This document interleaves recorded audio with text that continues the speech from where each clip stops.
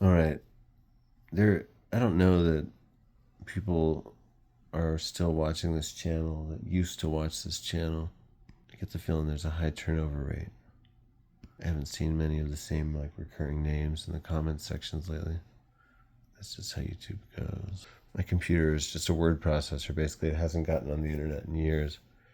One by one, it's quit so many things. One day it's like, you can no longer make dashes. You'll have to copy and paste it from the symbols menu. What? Or the CD drive doesn't work anymore. Or I'm not ever going on the internet again. I sometimes think of this quote by Jonathan Franzen: no one in America with a working internet connection is writing good fiction today. Look how cool that lamp looks reflected in that screen. That's kind of cool. I saw the most beautiful rainbow today. I'll make it the thumbnail. It looks like a double rainbow. It looks like a triple rainbow. Double rainbow. Oh my God. I love that meme. I always thought it could use a good edit. Pare it down, pare it down. But the core of that was priceless. Anyway, this work though, I'm not editing down. This is a maximalist mega work. It's a 2-volume, 60 chapter. This is the book I've been working on forever. Oh, look at the whites out there. Kitty, kitty. Daughter and her mother, and another. The family is roaming around somewhere.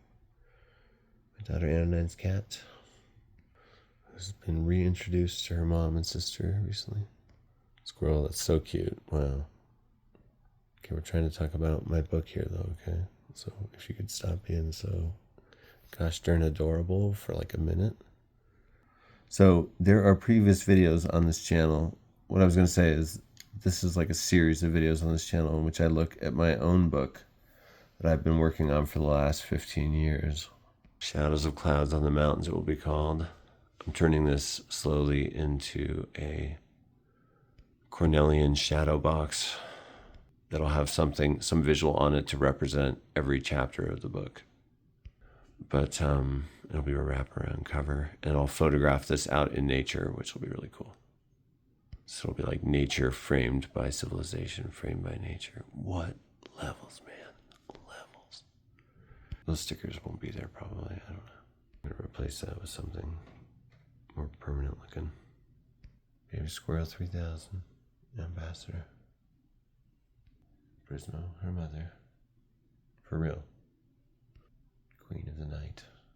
Portal. The Void itself. If I like film Prismo and then don't pet her, she is like scandalized. She has the most hilarious looks. She's like a cartoon character with her like grumpiness. You film me and didn't pet me. Pay the piper.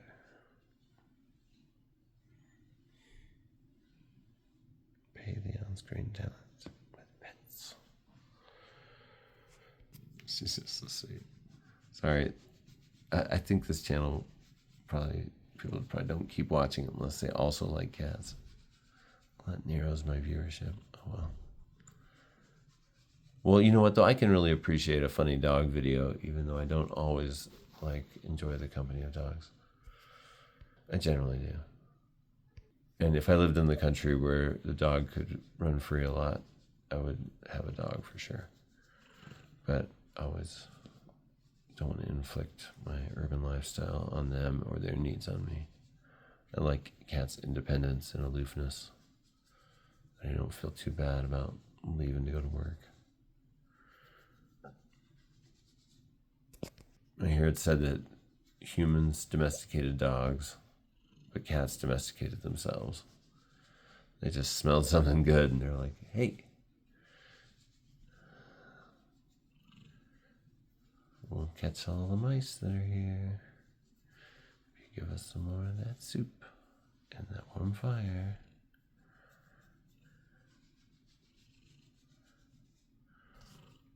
I just think this is a majestic beast right here. A majestic beast.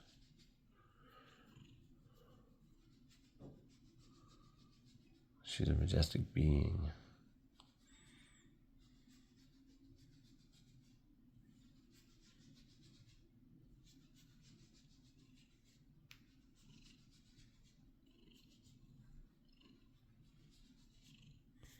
What if I just went full Andy Kaufman and just filmed petting this cat for like 15 minutes?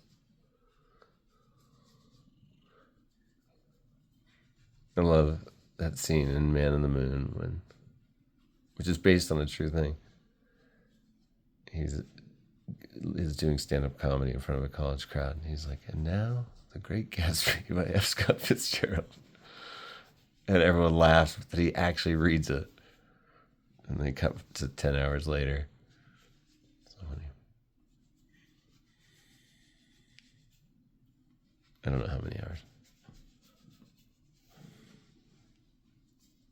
but that's an interesting story. I always love a tale of a weird freak, you know. There's a lot of rumors that Andy Kaufman I mean that in the most complimentary way. A lot of people think Andy Kaufman faked his death and lived in New Mexico until recently, at least. And there was so much internet chatter about it that there was a local news story about it. And I was reading the comments on there, and a bunch of them were like, "Everyone knows he's alive and living here. Leave him alone. He's trying to live an anonymous life after finding out he hated celebrity. You know, and he has other reasons for not wishing to be known." And because at first there was supposedly footage of Andy Kaufman in where? In Taos, and rumors that his son lived there. Then the word was that he had moved down here, and then maybe his son had moved down too. And there was this video footage. Was it from another car dealership? I can't remember. Prismo, beam the correct answer to me with your mind raised. That's the most robust purr I've heard from you in a while. You feeling good, kitty? Wish I was feeling that good. Dang it. Oh.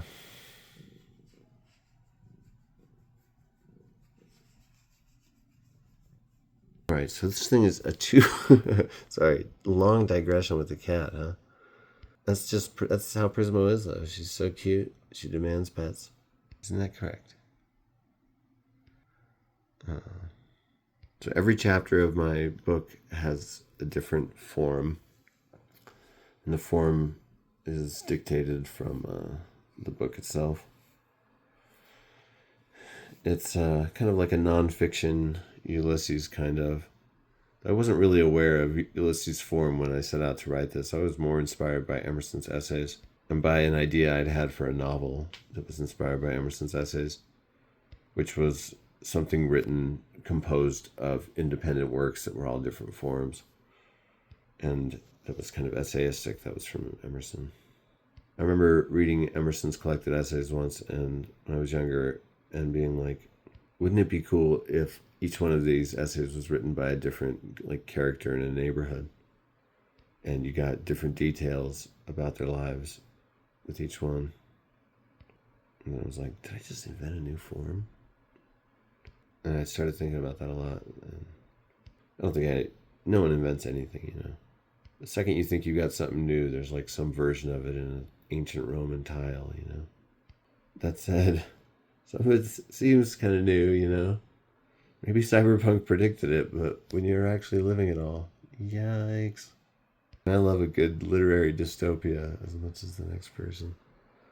The living of it, though, however, see, look how happy this individual that does not read the news is.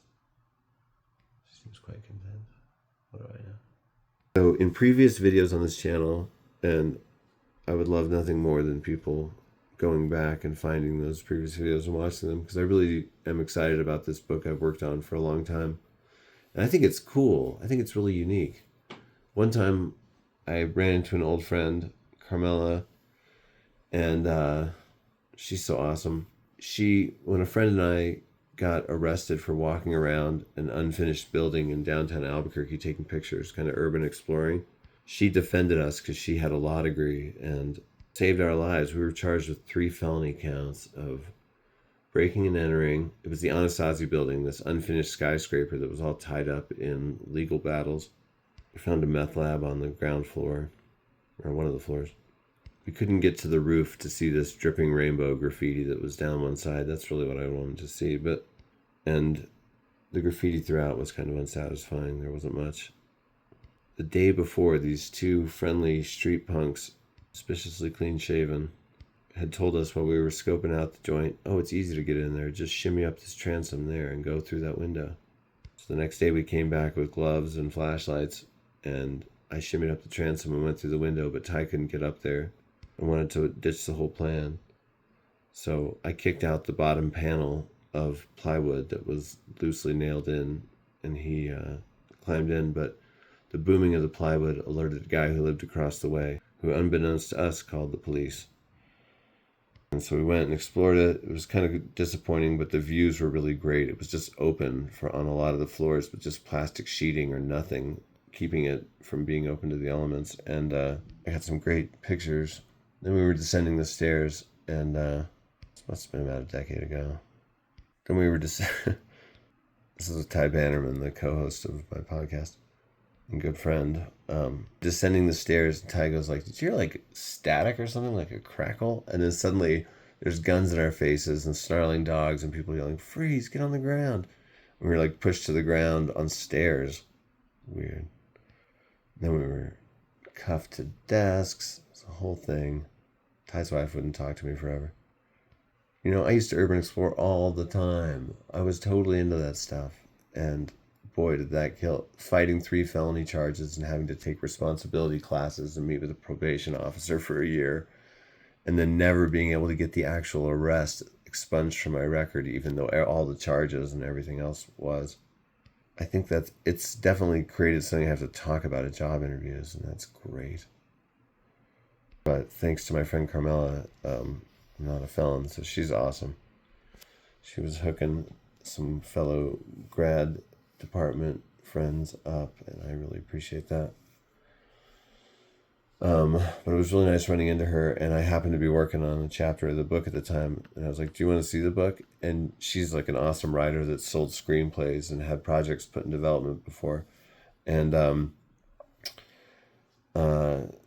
she just really raved over it and made me feel like, oh good, maybe I'm not crazy. I mean, I don't care. I just need to get it out there so I can make some money, so I can improve my and my kids' lives. And so I can, be a part of the art conversation. And I want to be a part of that big conversation. And I want to advance the medium of literature and nonfiction, and tell an interesting story and leave something that's kind of interesting, prolong my place in the world in some strange way. But also, who cares? I just want to be a part of the world of books and writing and people's literary experience. And I think I've written something that's super cool. And so all the chapters vary, and there's interstitial stuff here too, all in order. This epigrams chapter, instead of one epigram, I have 60 epigrams, one for each chapter. It's chapter 0, but they are put together in such a way that it's kind of a statement about what the book is and who I am. And I love that one. It'll probably be difficult for publishers to clear some things, but we'll figure it out, I hope. Origins, that's a description of home videos. It's like a prose poem. 101 Jokes for Epileptic Children, that's a joke book. Book of Mikey, that's a book of scripture. Cities We Built on Tidal Waves, it's a selection. It's a form I made up. It's moments across time. It's about hypnagogic and hypnopompic states, but memoirs of this. Childhood Revised and Updated. That's my journals from when I was 11. I block quote the journal, and then what do? Then I kind of rewrite it with additional research and knowledge and hindsight, sort of making an obvious, adult rewrite of a childlike thing. It's cool, I think. Childhood Revised and Updated is basically what it says. I Was a Teenage Mormon, that's a comic book. I already showed that off, but I just want to flick through it because it looks cool. It's not what I wanted. I wanted an artist to do it. At one point, Mark Bayer was going to do it. At one point, Mark Beck was going to do it. At one point, another artist also named Mark was going to do it. What? Weird. Has a frame story about Joseph Smith. He's all... This part's fiction, obviously. But if it's, come on. I still don't really see this as a hybrid work. It's just got this little fictional element right here. But anyway, so the Joseph Smith's having his first vision. Jesus and God, this is the key Mormon doctrine. And they're telling him about the church he's going to found for them.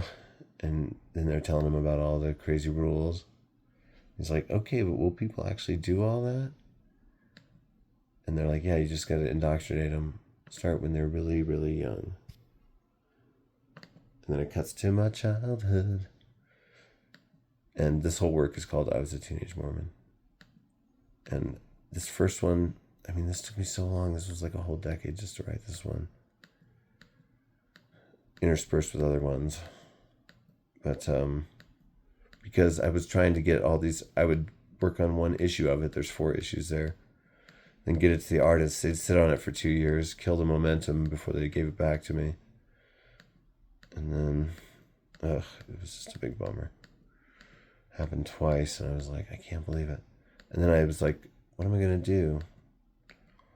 So it got simpler as I just chose to do it myself using a free editing app and images. It's just, I don't know. If a publisher wanted to redraw this chapter, I would not be averse. Get 4 artists of my choosing. What else? Yeah, they're all different forms and stuff. Anyway, watch those past videos. I think the last one, if you would, I don't know, whatever. Live your best life. Can't watch everything. Or just read this book someday. I don't know. But I think they're cool. And I think this is a really unique work that I put way too much work in. James Joyce wrote Ulysses in 7 years. I've been working on this thing 15 years. I think he still spent more time on Finnegan's Wake. Can't remember. But I'm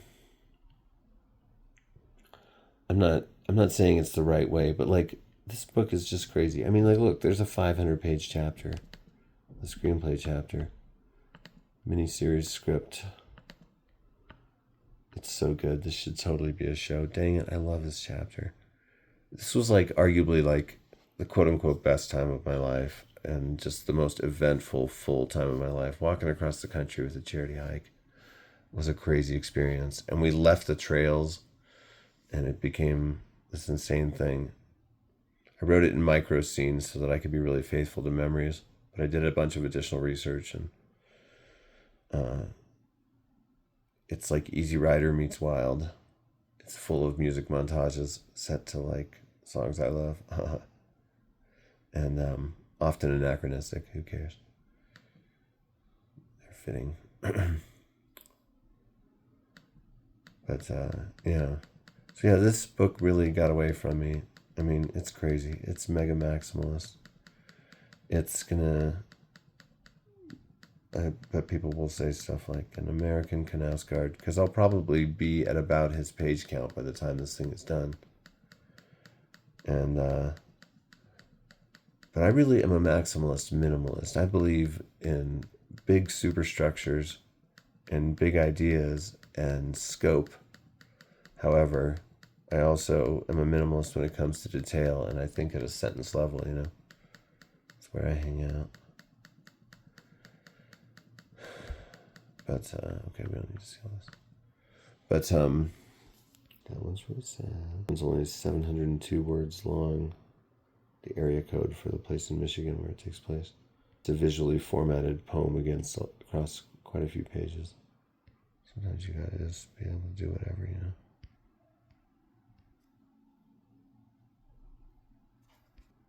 Wait, I shouldn't have to show that. I shouldn't show that because this is like actually I think where I am in showing these. So I've shown all of these other chapters. I've now, in previous videos, I've shown chapters 1 through 20. So I'm going to pick up there. There's 6 chapters left. This could be 1 or 2 videos because this is already 19 minutes long and I barely got to this.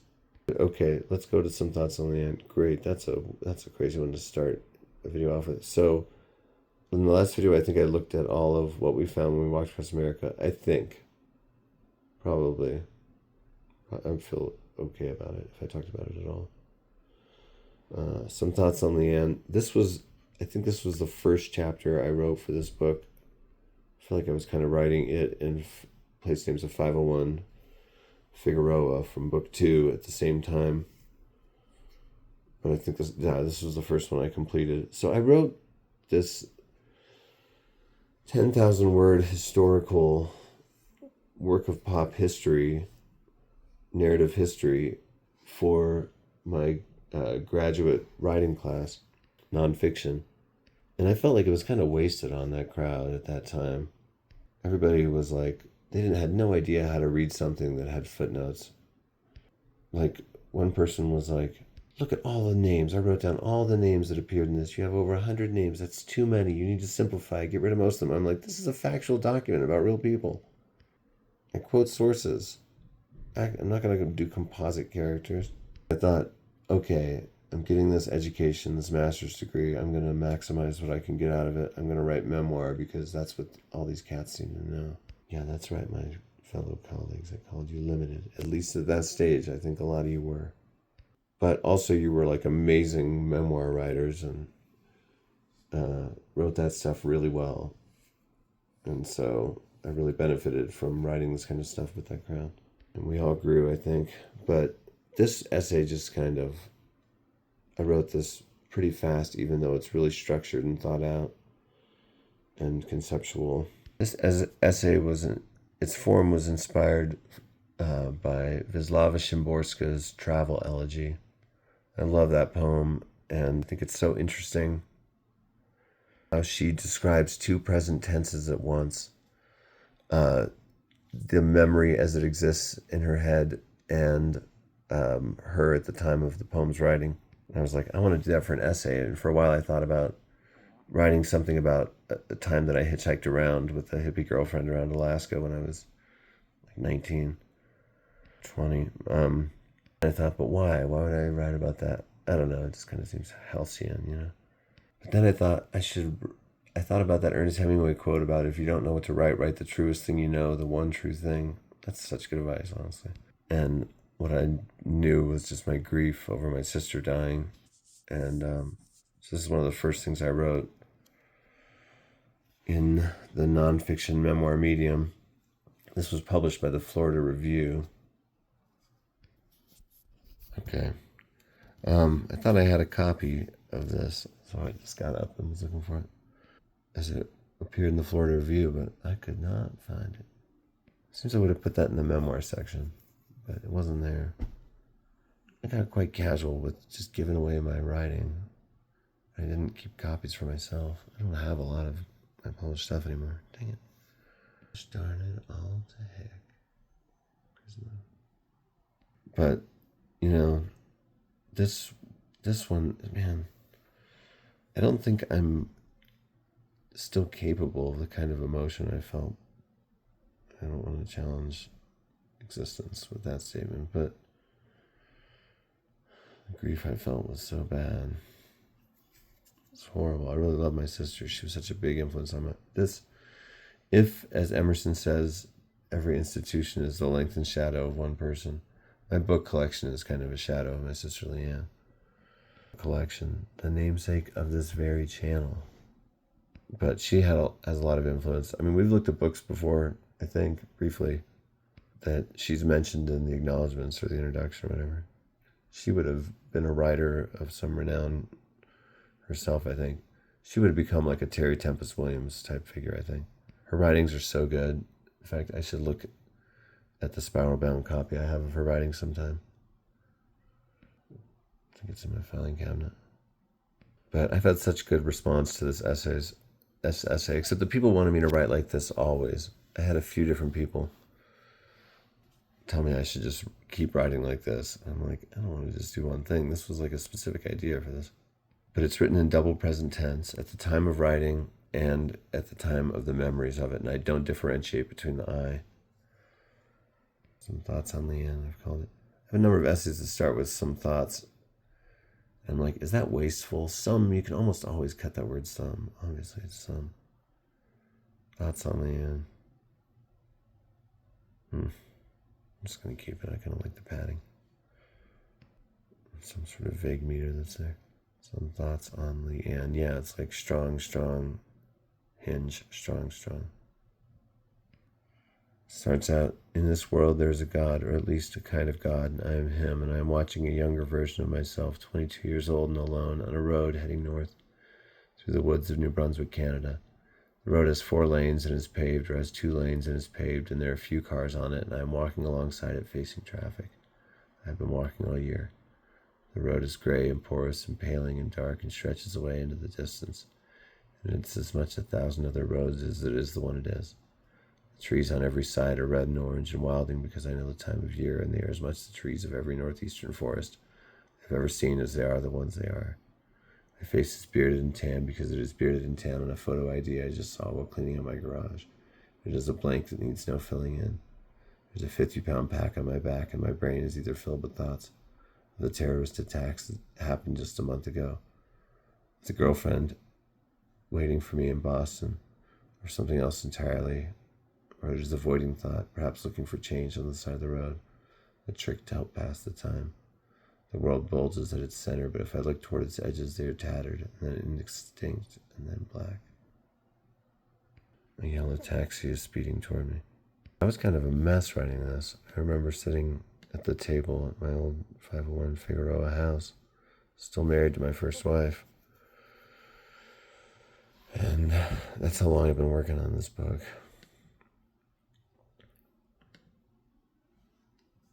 Her husband was quite angry at me for quoting her suicide note, her widower.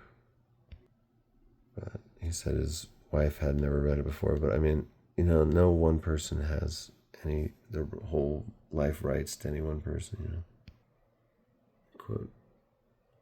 Full poem too. We all have our own perspectives. A lot of people did not get this essay when I wrote it. People were very mad at my family for a while. It had consequences. My dad did not like it. He later proclaimed it a masterpiece. That's funny. And he got dementia. Hopefully the dementia was after he proclaimed it a masterpiece. I'm pretty sure. I quote some college writing from Leanne. And each third I quote somebody, I think. It's a really thought out structure. I'm trying to remember what it was. If I read it, I'd pick it up again. It's in thirds. Maybe each third is a different scene or memory. But then it's divided. Maybe each third is divided into thirds.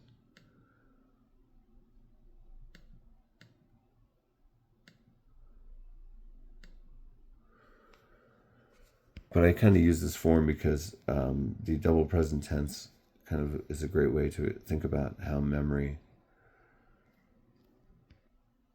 is kind of an afterlife we grant.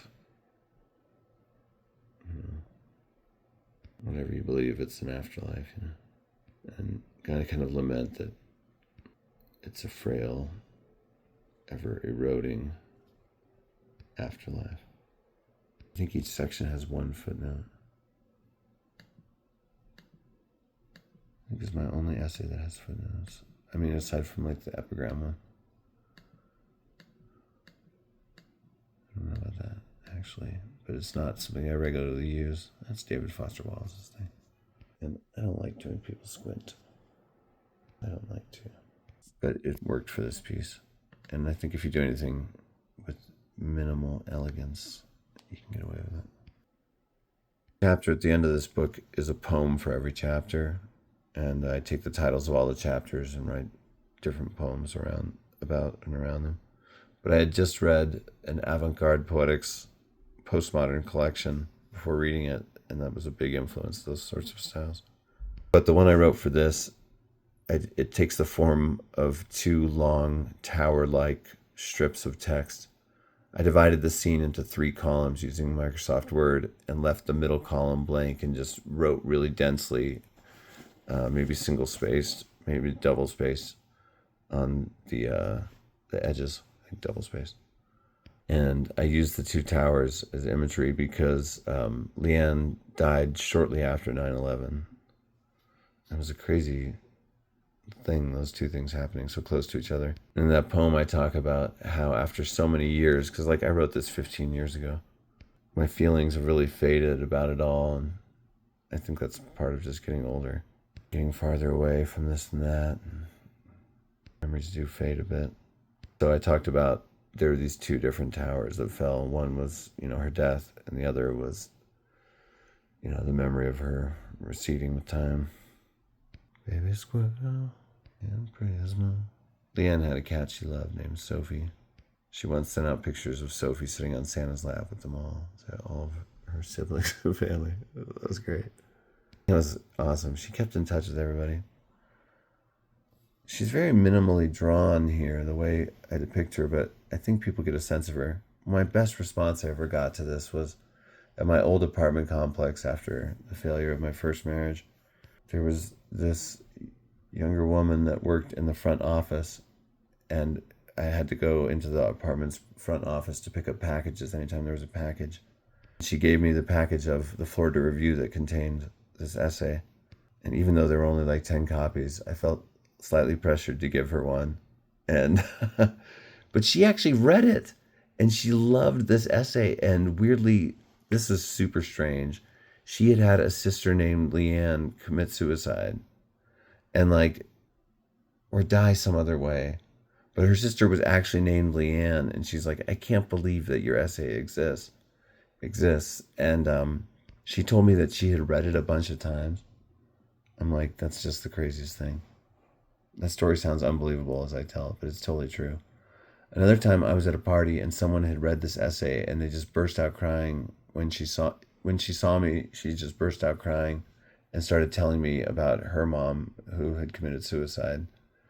And we had this amazing conversation, no small talk, right to the most intense stuff of all time.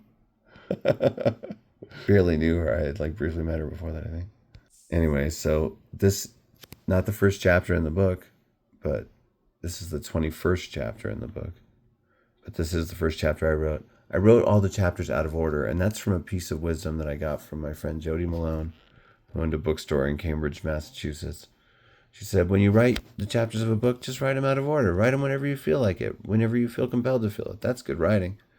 And she always had right on opinions. Man, when I was young, I was so ready to be influenced in a literary way. I carried around a copy of Strunk and White's Elements of Style and read it and marked it up and tried to learn everything. Now I'm 105. So that was chapter 21. Some thoughts on Leanne. And now we have a new section, interstitial. The various sections, if you've watched any of the past videos, just scroll down. You can do it. It's fine if you want to. The fact is, I'm addicted to the likes now. I'm like that, what was that Jason Statham movie where he has replaced his heart with parts of a car battery and he has to keep shocking himself and then doing crazy high adrenaline stuff to stay alive. Crank, I think it was called. Oddly, that movie quotes Proust. Huh. Proust is kind of a significant part of it. I love the mix of high and low culture in the world. I think my motto is going to be with literature is everything is canon. Doesn't mean, I don't know, that quality doesn't exist. Just that there's something of interest to be gained from anything that's written anywhere. What about hateful stuff? We can just ignore that crap. They don't get to come to the club. Like propaganda for white nationalists or some nonsense. So we'll have an asterisk next to it. But in general, everything is canon. So in the sections, this is how I formatted it.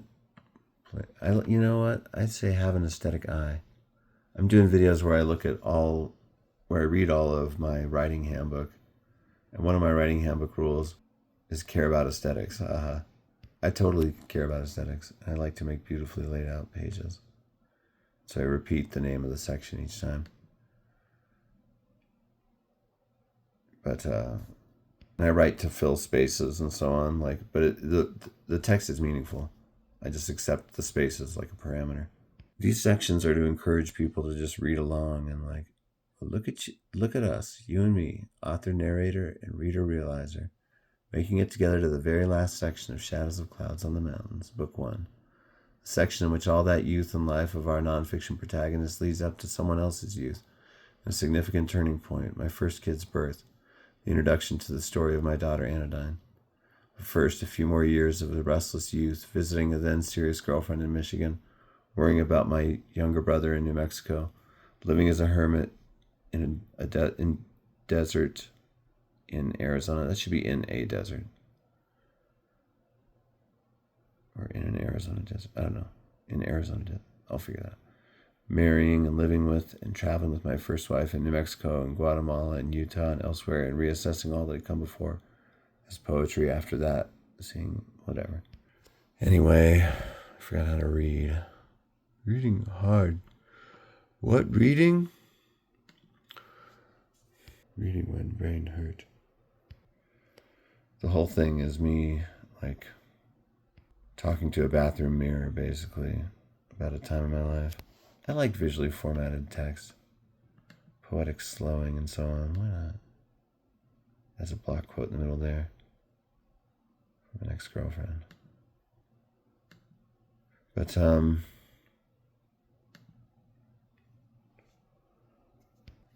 one's called On the Island of Michigan, and it's just about a very short trip to Michigan, like a couple of weeks. This is another one I wrote in grad school. When I handed this out to my grad school class, I also gave everyone a burned CD copy of Start Breaking My Heart from Caribou with Xeroxed liner notes. Start Breaking My Heart. That is the name of an album by electronic musician Dan Snaith. This album was so key in my and my then brother, now sister's life.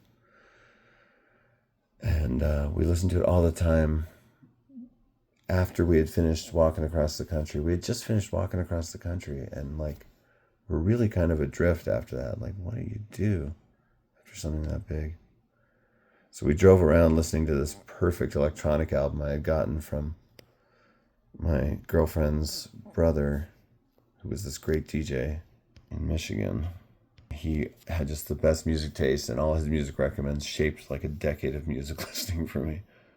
But one of the best finds was this artist Caribou, then called Manitoba. And so this is liner notes to a 10th anniversary of the album. And but it also tells the story of my then brother, who has since transitioned and is now my sister Jess. My then brother Jeff was having like a crisis of faith and all kinds of crazy stuff. Like, Jeff's wife faked a pregnancy so that he wouldn't go on a mission. That's what this is about, a Mormon mission. This was still like in that world a little bit. It's about a very embarrassing young time of life. My very early 20s. Jeff's maybe late teen years. Anyway, this one was published in the Eunoia Review online, and it got a great reception. I was happy with it. I got really good comments on it, just posted over the years. Like, I come back to reread this one every so often. And the version here is significantly revised from the version there.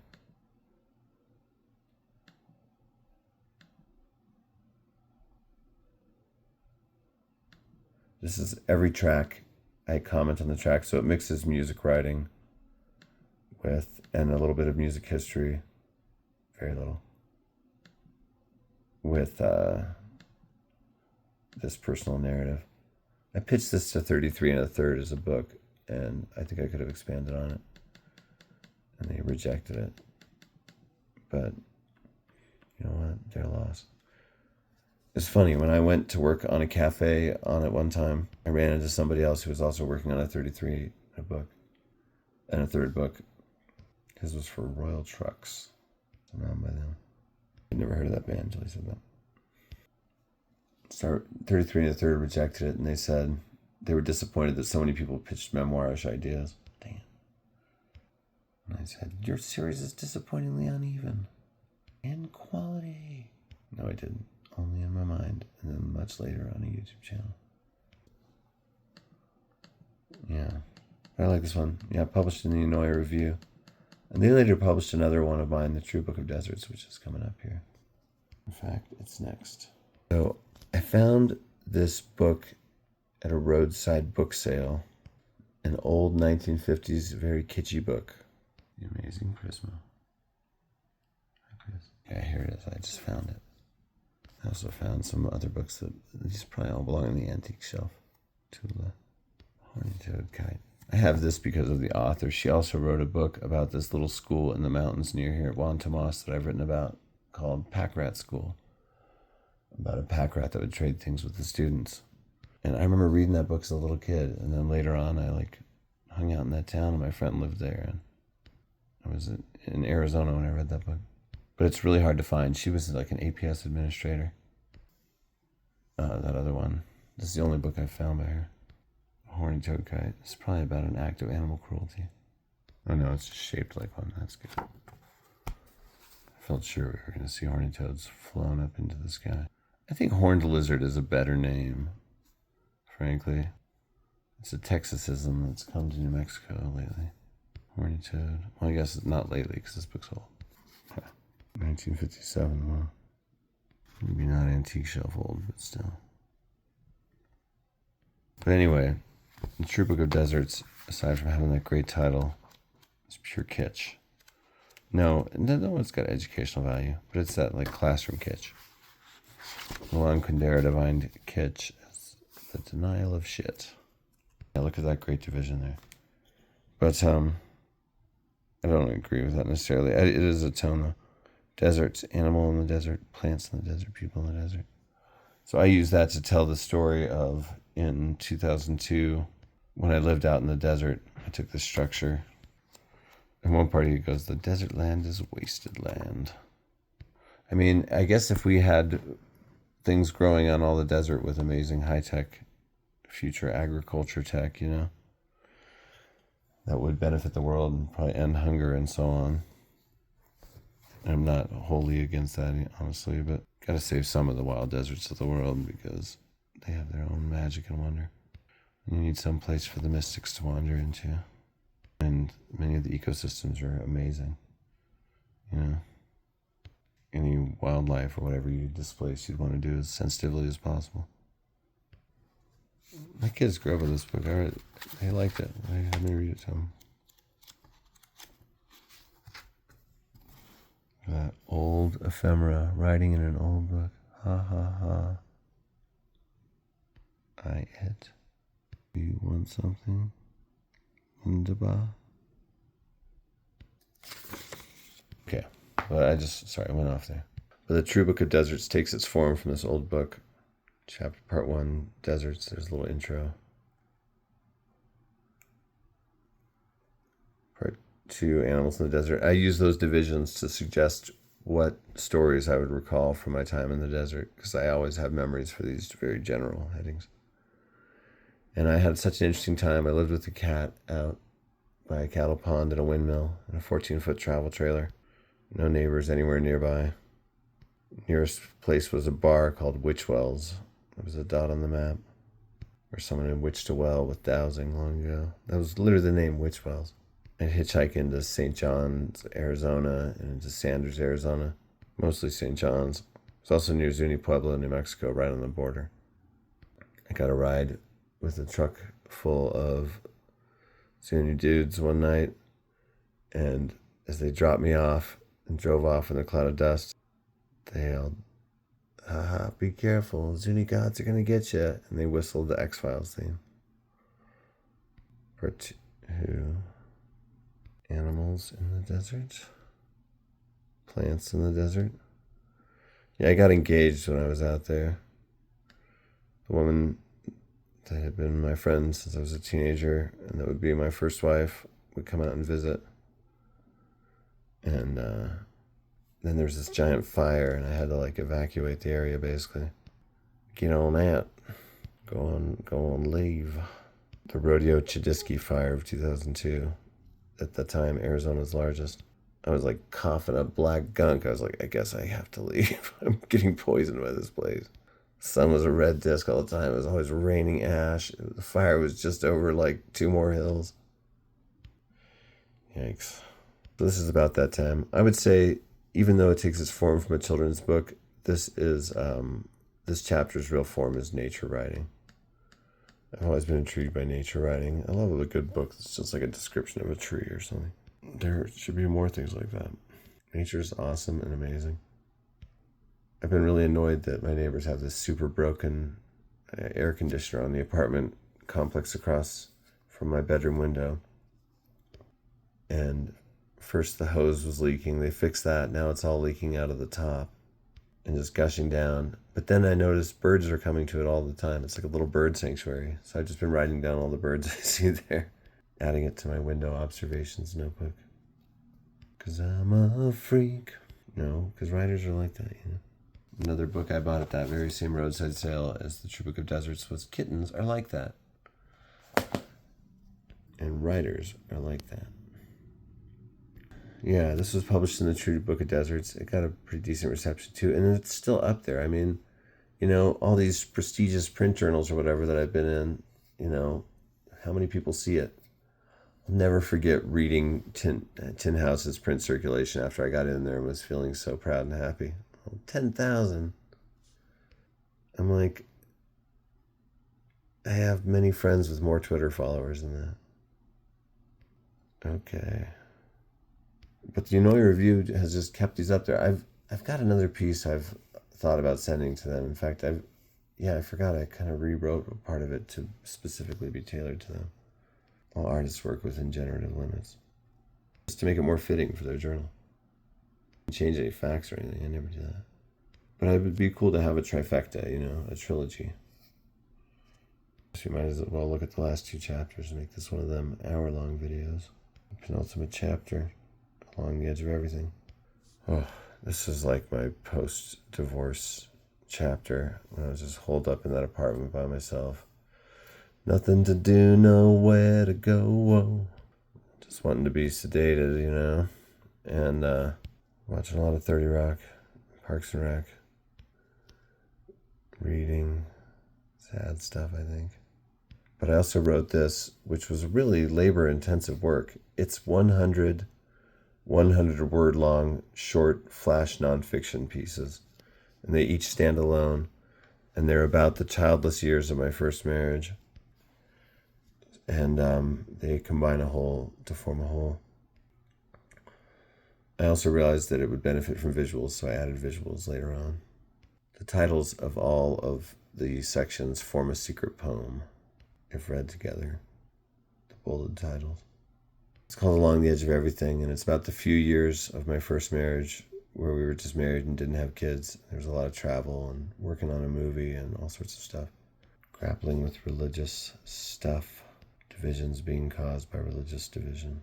But I also had a writing group during that time in Las Cruces, New Mexico, called the 100-Word Writing Group, and we wrote 100-word long pieces of work. And I know this is weird, but it was exactly 100 words. They had to be just 100 words. Where did that come from? But it encouraged us all to make things short, but not too short, and to edit out as well as in, and to distill the essence of a work and to know what you're writing. And you can write different kinds of work, like texture. It was a very good writing exercise for me. In our ads, we quoted like Mark Twain and Henry, who wrote Daisy Miller?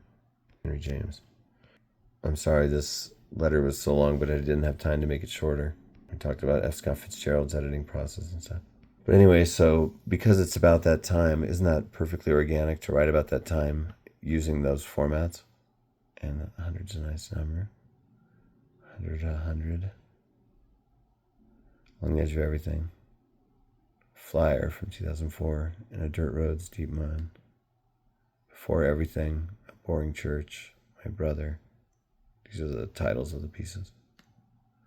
A fiction, a landscape, a wedding with context, a wife, a return, a photo, another fiction, a center not holding. A message on a sidewalk written in chalk, a honeymoon, a wife again, Belief again, a trip again, another fiction, March 18th, 2003. Beginnings, someplace I lived, some things that happened. Sunflowers, a time we drove up to Michigan again. Another fiction, cool. A writing group, a trip south. The two of us waking up to run. There are two ways of thinking about Provo, Utah. Think about something else instead. A fiction when things were better. People in a living room in New Mexico, leaving town, a dog. Provo is a short film, my brother and his wife. A fiction, a butter cathedral, something my brother wrote. A dream and what happened next. An especially lonely road trip. Mountains, a fire, my brother installing storm windows. A fiction, caves. A drive south, or think about daily life and the weirdness of everything. There must be other ways too. Another fiction, wholeness. Official minutes, meetings. Meeting number 1, March 30th, 2004.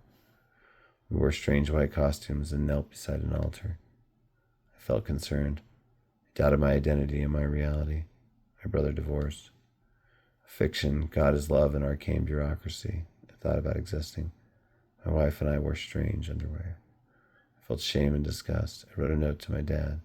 My brother went into the wilderness to learn. Fiction, mountains, fire, God. A neighbor woman left things on the stairs. We studied Spanish at a Marxist school. My wife and I disagreed. My doubts about everything increased. Who is Jude Law anyway? Fiction, some advice to an ocean. Andrew, my friend, down in a ditch. Time my wife went missing. A false lead. Maximon, patron saint of tobacco and revenge. My brother's 13 years ago. Fiction, everything apples. The books I read. My wife still missing. My wife come home. Some reasons for belief. My brother's music. Fiction, another story. Some other things I wrote. A joke, regretted. Sorry, hold on, but I want to talk more about when I filled our Provo apartment. An end with no beginning. Music from a darkness. After Guatemala and Honduras, connecting island to island. In Honduras, the two of us together. To do musical things, necessary things, a fiction, something so enormous and sad and real. Talking about where we lived. What we lived in, how she was, and how I thought. Surveying the damage to the apartment, not thinking and thinking. A fiction, maybe everything could be okay. Pieces, pieces, pieces, wholeness. 11 years ago, I wrote some things down. Texture at time, and recently a friend offered me an appealing insight. While flying away over the desert, a fiction, everything I dreamed it.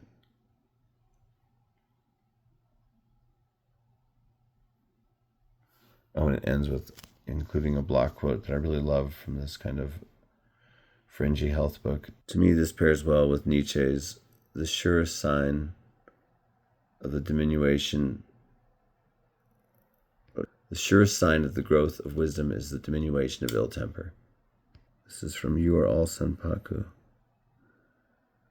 Let us then accept the universe, say yes to life, accept misfortune as well as welcome happiness, disease and death, war and peace, foe and friend, death and life, poverty and riches, everything that happens to provide some experience or develop some quality in her character that has been hidden or missing. Accept everything with the greatest pleasure and thanks, and give everything with the greatest pleasure and gratitude. Your ability to accept everything and to give everything will be your yardstick, your private thermometer that will always reveal to you, and you alone, the true state of your health. I kind of totally agree with this. You know, I'm a gonzo reporter for existence, kind of. I pay attention, I'm interested. You know, to quote the beautiful song, No Shame, Not Even a Guilty Pleasure, from Natasha Bedingford, feel the rain on your skin. No one else can feel it for you. Only you. You know? Live your life with arms wide open. Today's where your book begins. The rest is still unwritten. That song is incredible. And I once heard a whole group full of campers that really loved each other at a wilderness camp singing together. It was amazing. Anyway, you got to be an optimist or else you just kill yourself, you know? Because, seriously, look at this world. You know, look at existence. You could easily focus on the negative. There's plenty of it. Okay, and here's the last chapter. It's a little avant-garde, but you know what? I don't care. I am avant-garde. I love the avant-garde. The avant-garde is my mother and father. So, because the book starts with an epigram that is a chapter of epigrams and is a secret chapter of the book, making the book's chapter count 60, because there's 26 chapters in book 1 and 33 in book 2, and then the epigram chapter serves as the other chapter, making it 60, which makes it like 60 minutes, which makes it like the hour in Hamlet that struts and frets its hour upon the stage, full of sound and fury. Wait, no, Macbeth, right? Macbeth. No, it is Hamlet. Jeez.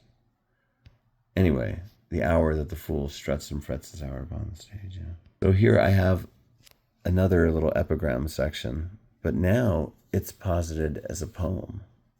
And that's a fun thing you can do with the avant-garde, is just take one thing, put it in some other genre, and then you have to reconsider it. Like, I think, okay, Kenneth Goldsmith has definitely had some missteps.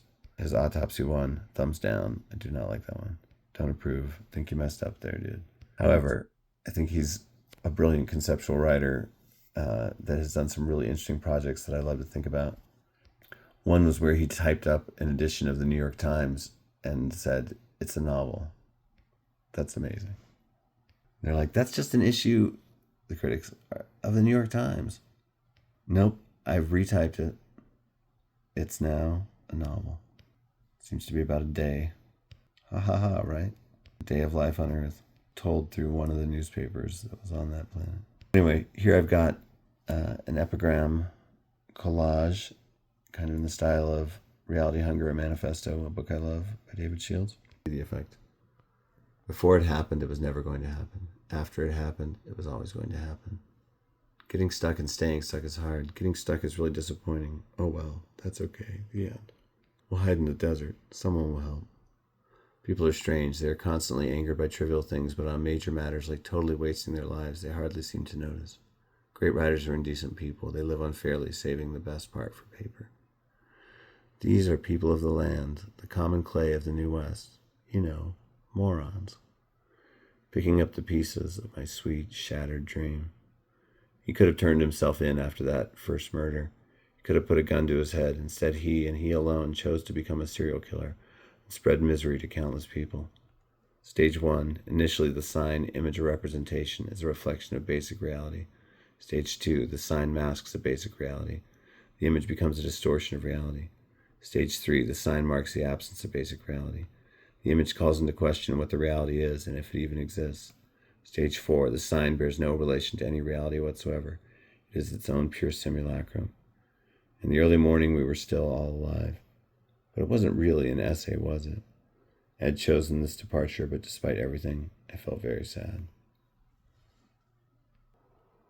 Attributions. So, like, that's telling the story of the book a little bit there. But it's also its own thing, you know? But it's fun to regard stuff in a different way. If this is a poem, how is it different than if it's an essay? And then I have this sort of general page here on the left where I have the title and an italicized info block that I'm aware I think I could add to. So it might have an exact word count of some. I let that go sometimes if I do that. If I don't remember it, then it might go. The following 26 poems correspond to and share titles with the 26 chapters of this, the first volume of this 2-volume experimental autobiography, Shadows of Clouds of the Mountains, and will now serve collected as the 26th chapter of this 2-volume work. Dun dun dun dun. It's fanfare. We have arrived at last at this volume's final chapter. The poems of this chapter can be read on their own as standalone poems, or read together as a standalone essay or chapbook, a metamodern memoir of feeling and experimental verse. Maybe you could think of this essay slash chapbook slash chapter as being kind of like a shorter Spoon River anthology, but for a graveyard of years. The first poem starts not long after my birth. The last ends at the birth of my oldest child. These poems were in part inspired by postmodern, mostly American poetry, and they celebrate and operate within that tradition. They mix poetry and prose and play, with visual layouts and other ideas. Many are ideas realized. One includes a word search puzzle. One's a found poem sampling the journals of a historic figure. more than one samples from and recontextualizes phrases from its namesake essay. Poems coming up. These are very much in that, that postmodern tradition. So like this one's titled Origins, which is the same as the first chapter. Under my jokes for epileptic children, the Book of Mikey, another testament of Mikey. The cities we built on tidal waves, childhood revised and updated. I was a teenage Mormon, holy the fall. Dear people who want me gone, into the wild or wherever, I don't know. Soldatna and oral history, the world greening wildly. Pentagram, how to build a playground. Some lines back to someone, the silence underneath the rain-down bridge. On a lake of dreams, a sense of an unnamed hill. Some thoughts on Boston. How can you help the Hike for Hope 2001? What we found when we walked across America. Some thoughts on Leanne. On the island of Michigan. Start breaking my heart. The True Book of Deserts. Along the Edge of Everything. Presbyterian Hospital, Albuquerque, New Mexico, July 8th, 2005. So yeah, if you watched all, I don't know, like 5 or 6 of these videos that I posted about this memoir, you now have a pretty good idea of what I've been working on these last 15 years. This is, of course, just book 1 of 2. Book 2 is mostly written. There it is. I mean, there's a lot in there. Not everything that I have for book 2 is in this file. I have another file called the Autobiography, and a lot of stuff's been put in there over the years. Book 2 is going to be kind of more interesting. A lot of my favorite stuff's in book 2, but it's interesting because book 1 travels all over. I traveled quite a lot in my first 25 years of life. Then it ends with the birth of my daughter. Book 2 is all family man, and it's all in Albuquerque pretty much. It never goes anywhere. It's an important pairing, though. They work together. The 2 halves, I think. I think it's going to be really cool. There's different ways to explore the world, Anyway, the book is Shadows of Clouds on the Mountains. Again, I've just got one unfinished chapter of book 1. And that is The Endless Winter, or Soldatna and Oral History. And I just need to do 7 more interviews for this section. And it is an oral history chapter. It collects interviews with 10 people. I've got 3 so far. I'm a minor character, a second-person figure woven throughout. And all the really sharp details of myself are cut out. It'll all be symmetrically laid out with photos and stuff once I have all the interviews. Once that's done, then I just have to do some front and back matter. 1 more pass edit, or 2 or 3 or 10, 1,000,000 squared in parentheses next to a 3.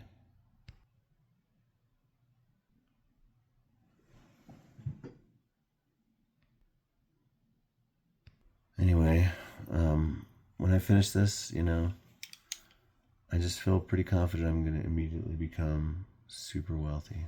No, that's not my goal. But I do think it's going to open doors for me, and that the sheer scope and audacity of the thing, like, I could make a claim, if the Diving Bell and the Butterfly didn't exist, and Child of the Dark didn't exist, I could make a claim that this is the most ambitious memoir ever written. Child of the Dark was written by a homeless person on gutter scraps, and The Diving Bell and the Butterfly was blinked by a quadriplegic person. But I carved this book out of my own flesh. I'm going to have no secrets, basically, when this book's done.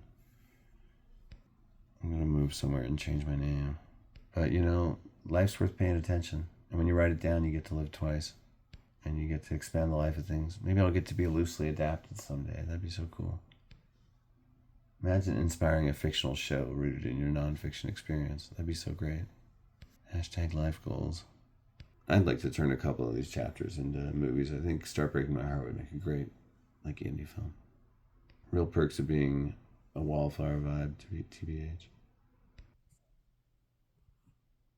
Kitties. Do you think sweet pea will ever come hang out with you? I hope so. Cat sighting. My daughter Anna and I filmed the craziest thing out her window the footage is incredible. I might just upload it to YouTube. It's people stacking up like 3 trash cans and climbing up to get in the back window. She just happened to see it. I'm like, that's amazing footage. Saw an amusing thing. I think it's going to be a good book, a beautiful book, maybe even a book that justifies its existence. You know, I've kind of traded my life for like a lasting facsimile of my life in a way. I do feel compromised by this massive project at times. I don't think people should do what I do. But now it's really the sunken cost fallacy. And I'm praying it's also the sunken cost argument. Because when you put 15 years into something, you better freaking finish it, man. And no, I'm not talking about staying in Iraq, George W. Bush. I'm talking about this book. Yeah, there will be an outro at the end of it that I still need to write, but I'm going to make the frame story happen in real life so I can use it as a frame story, Sheila Heti style. Though I got this idea before I'd ever heard of her or read her work. But when I heard that she did that for her book, How Should a Person Be, I immediately was like, yeah, that's awesome. Anyway, it'll be called Something in the Mountains Part 4 at the end there. And the one at the beginning will be called Something in the Mountains Part 3. Something in the Mountains Part 1 will start Book 2, and Something in the Mountains Part 2 will end Book 2. That way it could all be like a loop in a way. Justin Nietzsche and eternal recurrence and, you know, probably just isness. Also suggesting these kitties, weirdly, I don't know how, but it does suggest them. All right, 106 minutes. A hotel room I lived in long ago, 106. When the dorms weren't ready at my first college. The man who ran the hotel, I was 106. 106, do you want towels? He would ask. Yeah, okay, I'd say. Thanks. Cool story, bro. Start a live channel. Wait, no, what is it called? Live journal. Kind of did. Hey, kitty. This is an important business conference. This is actually a dramatic play I'm putting on. It's about Khrushchev and a UN ambassador from America. They are both played by cats in this production. In the end, they learn a powerful message of friendship and diplomacy. Everyone cries. The whole human audience that's in the room. Okay, it's just me. You got me. Taking care of these cats. I feed the neighborhood strays on the porch and with water, and now I'm feeding all the cats that live under the barracks at the high school I work at. Eventually, one of these cats is going to be magic and grant me wishes or something, like in an old fairy tale. This is the hope. Put a lot of money into cat food, banking on this. Wait, cute squirrel. You too, Chris. You look like the Black Stallion by Walt Disney. Over a hurdle. All right, I gotta work on this book more. Here's what I'm gonna do next with this. Well, I'm going to read through it all, do a light edit. Like I just found a typo in that interstitial section earlier. There's got to still be some things here and there. But I'm beginning to take a very accepting attitude toward this work. Like, it is what it is. That's not true. I'm always tweaking. Not in that way. Ever. So I just woke with a start. Did you have a crazy dream?